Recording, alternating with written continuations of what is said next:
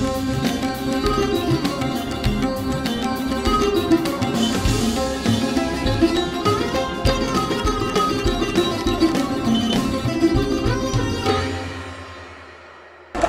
কিছু কিছু কথা নিয়ে আপনাদের মধ্যে বিভ্রান্তি করার সৃষ্টি করা হচ্ছে, বিশেষ করে সংখ্যালঘু সম্প্রদায়ের মধ্যে।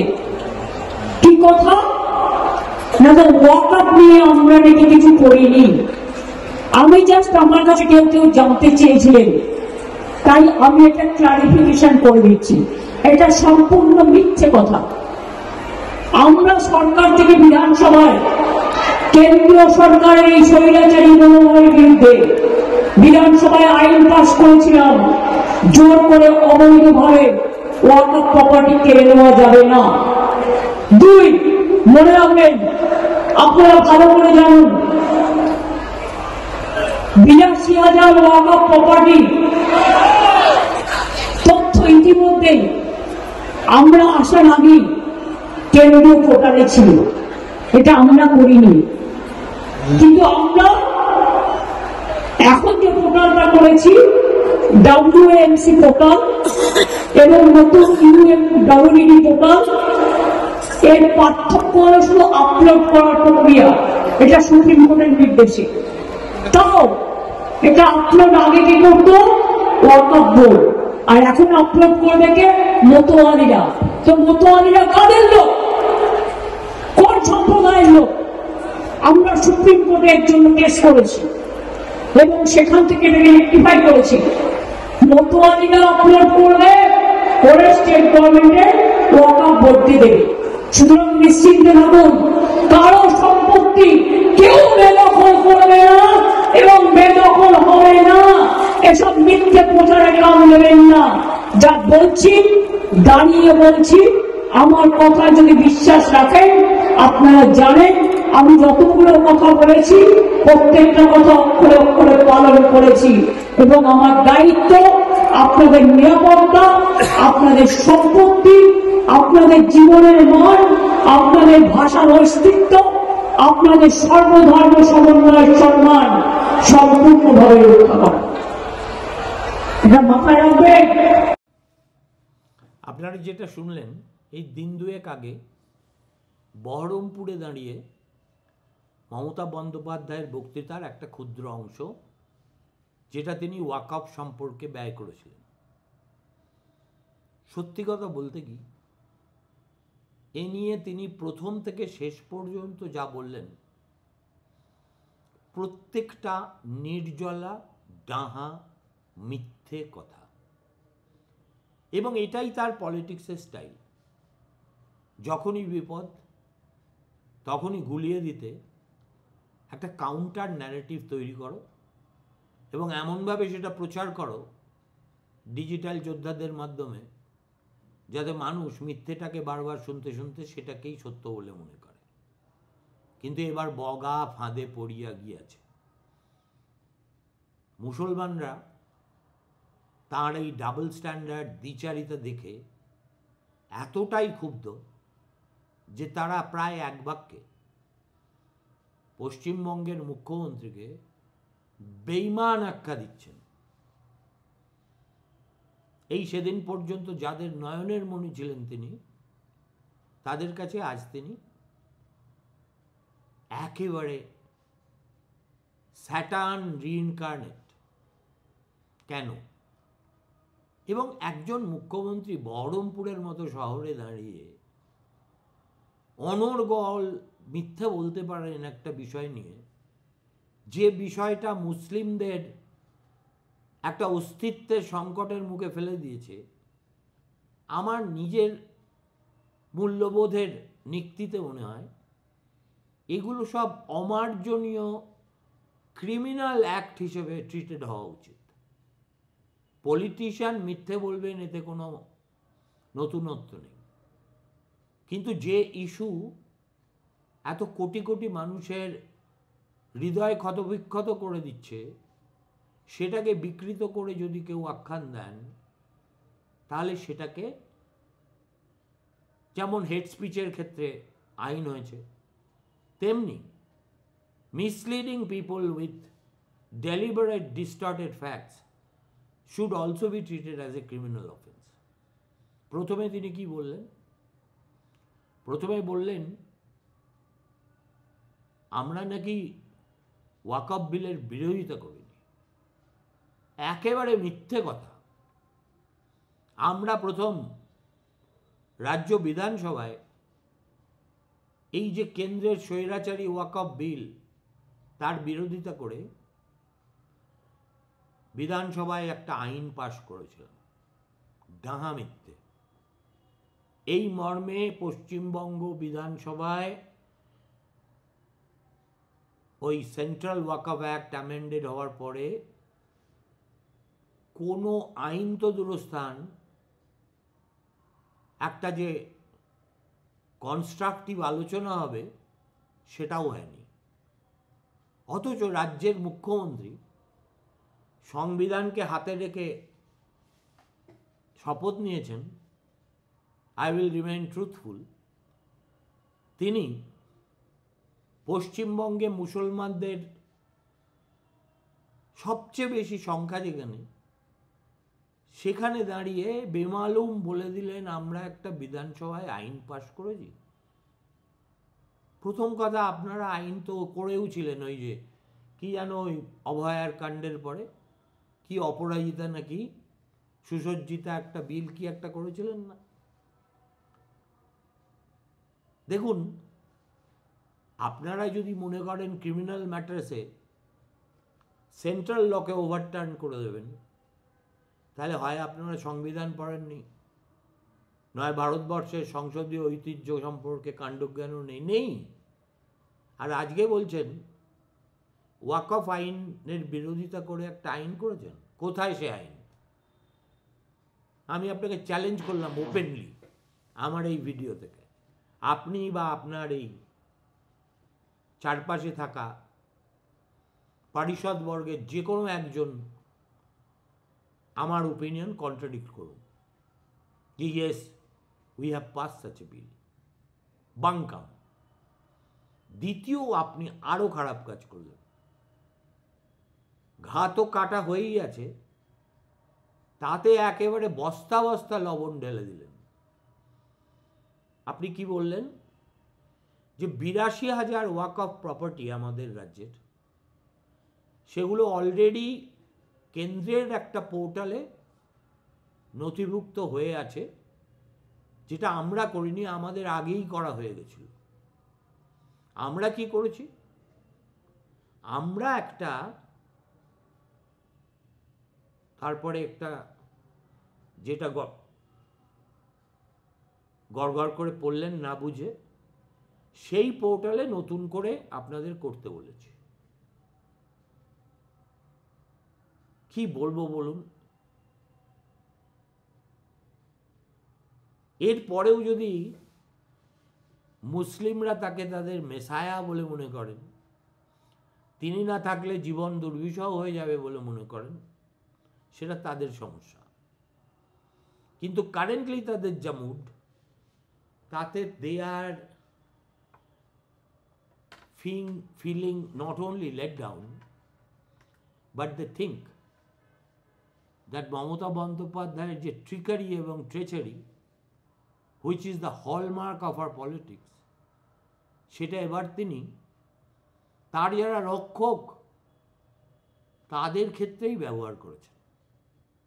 প্রথম কথা, আমি আগের দিন বলেছিলাম ওয়াকফ আইন কি ছিল, সেটা কতবার সংশোধন হয়েছে। সর্বশেষ যে সংশোধন হয়েছে সেটা প্রাক্তন সংশোধনীর সঙ্গে চরিত্রগতভাবে কোথায় তফাৎ, এটা সুপ্রিম কোর্টের মুখে চ্যালেঞ্জের মুখে পড়ার পর কিভাবে সুপ্রিম কোর্ট এই আইনটাকে রিড ডাউন করে দিয়েছে এবং কি করতে বলেছে এবং what is the current status, এইসব কথা তাকে কেউ বলেওনি, তিনি জানেনও না। সেই জন্যেই তিনি জানি না কার দেওয়া চিরকুটের উপর নির্ভর করে একেবারে অবান্তর অপ্রাসঙ্গিক কিছু তথ্য দিয়ে দিলেন।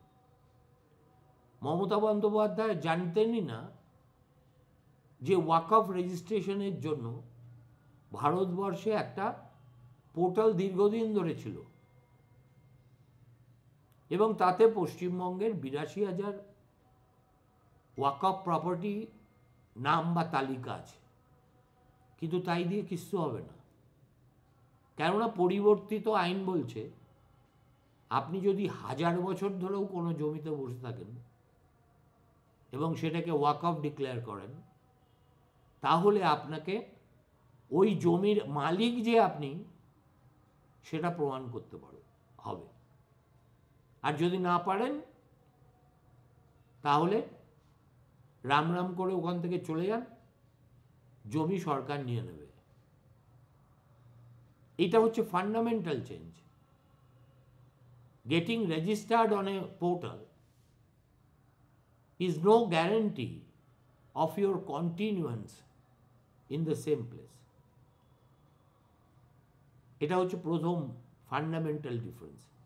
যেহেতু ওয়াকফ নিয়ে প্রচুর বিভ্রান্তি চতুর্দিকে, এর আগে আমি একবার একটা ছোট সিরিজ করেছিলাম, আপনারা চাইলে দেখে নিতে পারেন, প্লে লিস্টে আছে। ভাবছি কাল থেকে আবার এই নতুন করে তৈরি হওয়া বিতর্কে কি কি আসপেক্ট সবচেয়ে গুরুত্বপূর্ণ সেগুলো নিয়ে আবার আলোচনা শুরু করব। বিশেষ করে আমার যেসব মুসলিম ভাই বোন শ্রোতা আছেন তাদের মনে জমা হয়ে থাকা বহু বিভ্রান্তি কাটিয়ে দিতে। সেই কাজ না হয় পরে করব। আজকে তিনি বললেন তার সরকার নাকি একটা নতুন পোর্টাল চালু করেছে। ওই যে পোর্টালটা যেটা চালু হয়েছে সেটার কে একটা অ্যাব্রিভিয়েটেড ফর্ম হচ্ছে উমিদ।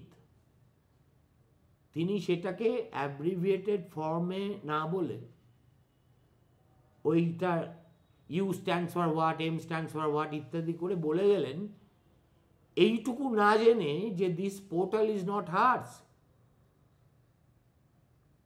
এবং তার সরকারের পোর্টাল নয় উমিদ। উমিদ হচ্ছে সর্বভারতীয় পোর্টাল, যে পোর্টালটা লঞ্চ হয়েছে এবছর জুন মাসের 6 তারিখ। শুনে রাখুন। আর আগের যে পোর্টালটা ছিল সেটা এখনো আছে, কিন্তু এটা হচ্ছে based on the current amendments, যেভাবে নতুন রেজিস্ট্রি করতে হবে তার পোর্টাল আছে। এ পর্যন্ত ঠিক আছে। আপনি অনায়াসে মুসলমানদের বলতে পারতেন যে ভাই আমি তো, যেমন জ্যোতিবাবু বলতেন, I don't run A Republic, I am part of the federation. কেন্দ্রের আইনকে তো আমি অমান্য করতে পারবো না, সে আমার যতই অপছন্দ হোক। আপনার মধ্যে সেই ন্যূনতম সততা, মূল্যবোধ কিচ্ছু নেই।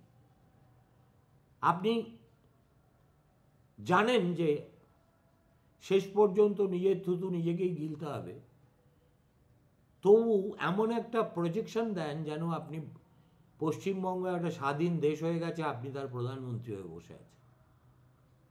দেখলেন তো অপরাজিতা বিলে কীরকম থাপ্পড়টা খেলেন। আর কনস্টিটিউশনে এই বিষয়টা হচ্ছে কনকারেন্ট লিস্টে আছে,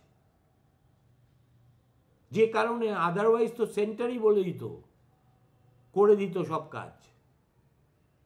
সেন্টার বলেছে স্টেটের মাধ্যমে উমিদ পোর্টালে ওয়াকফ প্রপার্টি রেজিস্ট্রি করতে। আপনি সেটাকে নিজেদের পোর্টাল বলে দিলেন।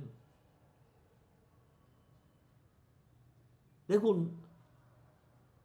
আমরা যেটা জানতাম যে একটা ইংরেজিতে প্রবাদ আছে, only fools rush to the place, যেখানে পরীরাও যেতে ভয় পায়। যে বিষয়টা জানেন না, বোঝেন না, যে বিষয়ে আপনাকে কেউ সেভাবে ব্রিফ করেননি, আর ব্রিফ করলেই বা কি, আপনি তো সব জানতা, সাঁওতালি ভাষায় কবিতা লেখার মতো করে। ফলে আপনি আপনার নিজের মন গড়া একটা আপন মনের মাধুরী মিশায়ে মিথ্যার পর মিথ্যা, মিথ্যার পর মিথ্যা, মিথ্যার পর মিথ্যা সাজিয়ে সবচেয়ে জনগণের হিসেবে সবচেয়ে সংখ্যাগরিষ্ঠ যে জেলা মুসলমানদের, সেখানে দাঁড়িয়ে নিজের পায়ে কুড়ুল না, আবার অন্যকে বলছেন কালিদাস, হুমায়ুনকে বলছেন কালিদাস। আপনার এই আচরণ কালিদাস ছাড়া আর কার মতো বলুন তো? সেটা যাই হোক, কোথায় মুসলমানরা খেপেছে জানেন? আপনার সরকারের তঞ্চকতায় অতিষ্ঠ হয়ে। জুন মাসের 6 তারিখে এই উমিদ পোর্টাল চালু হয়েছে। তাতে পরিষ্কার আইনে বলে দেওয়া আছে যে 6 মাসের মধ্যে নতুন করে এই ওয়াকফ প্রপার্টি এই নতুন পোর্টালে করতে হবে registration. Registration is not ownership, তবু করতে হবে। কবে বলেছিল? জুন মাসের 6 তারিখে। আপনি কি করছিলেন?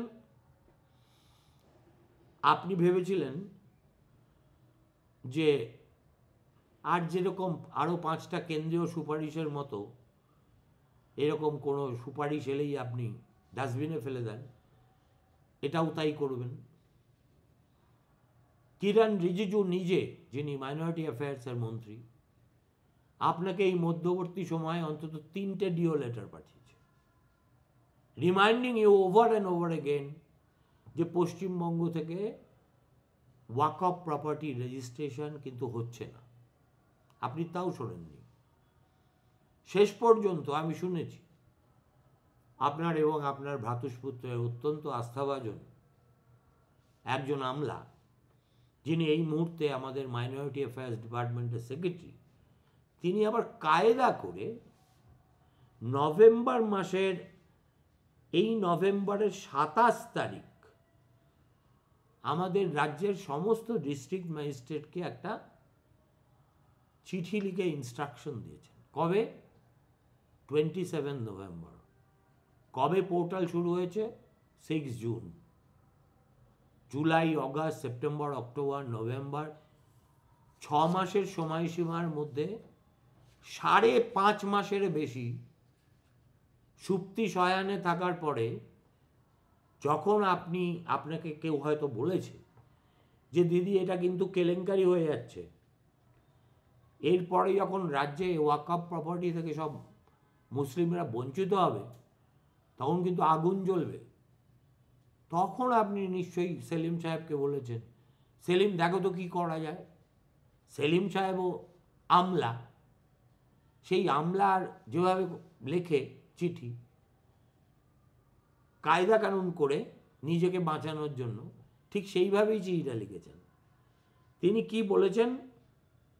তিনি বলেছেন যে existing registered Waqf properties are to be uploaded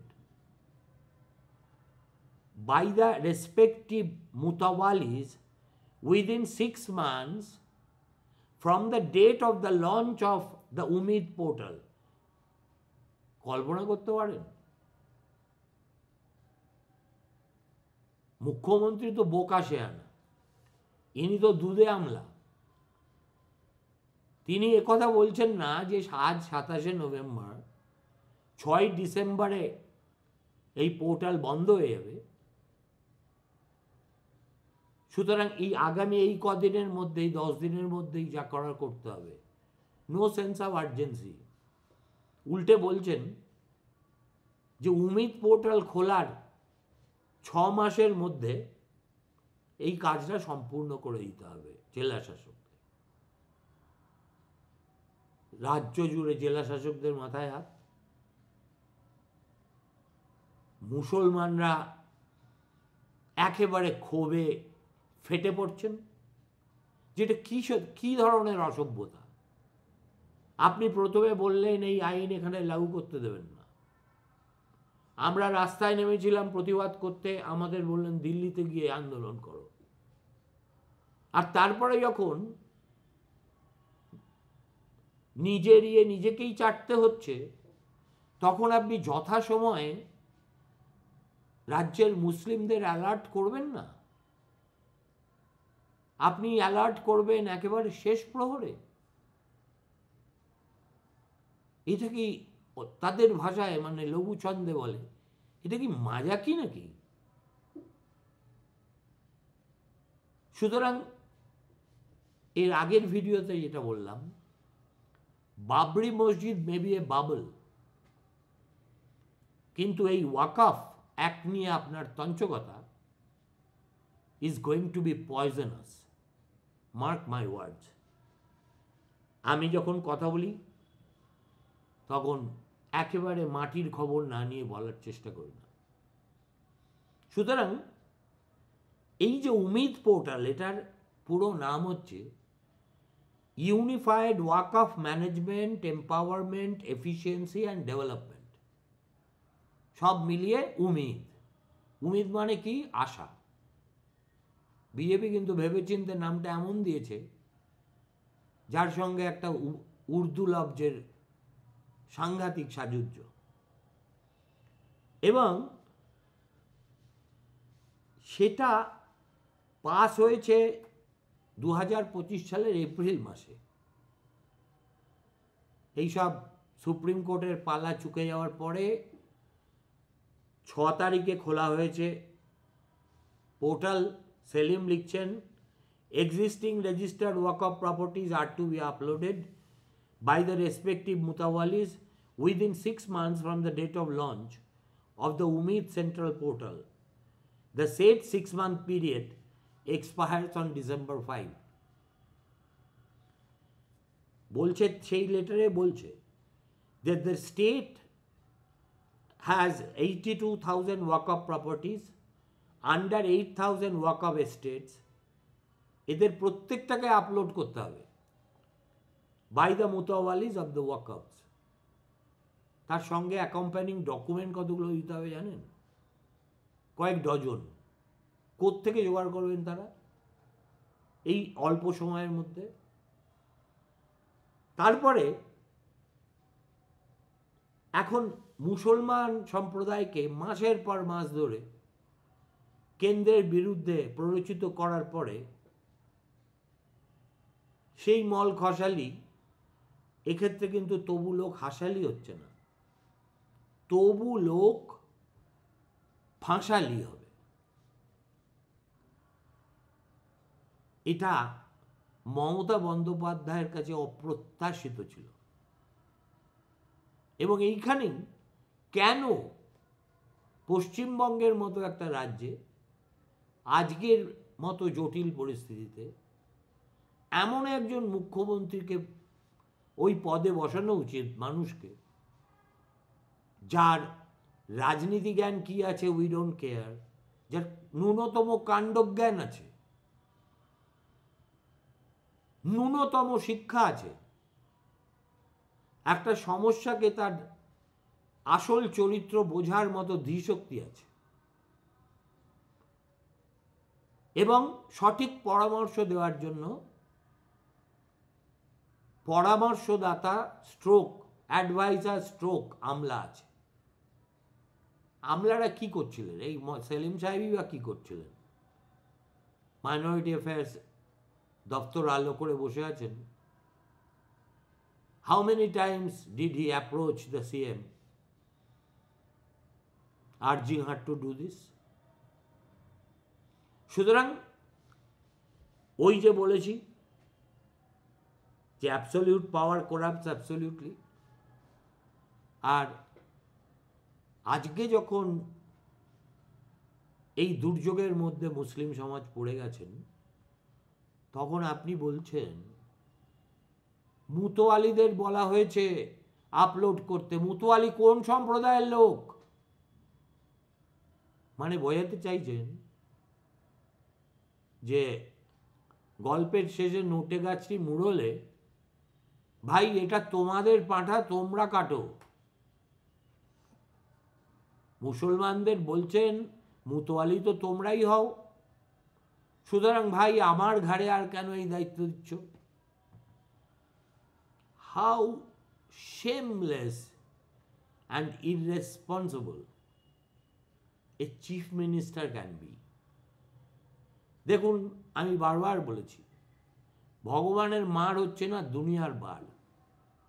আর রাজনীতি এমন বস্তু যেখানে 7টা দিন একটা যুগের মর্যাদা পেয়ে যেতে পারে। আমরা পশ্চিমবঙ্গে সেই 7টা দিনে প্রবেশ করে গেছি, যেখানে এই সরকারকে ফেলতে আর কারুর প্রয়োজন হবে না। নারায়ে তাকবীর, আল্লাহু আকবার বলে বাঁধা বাঁধনহীনভাবে এবার রাজ্যের বিশেষ করে বাংলাভাষী মুসলিমরা দিদিকে দেখিয়ে দেবেন বেঈমানির জবাবে কি করতে হয়। ভালো থাকবেন, নমস্কার।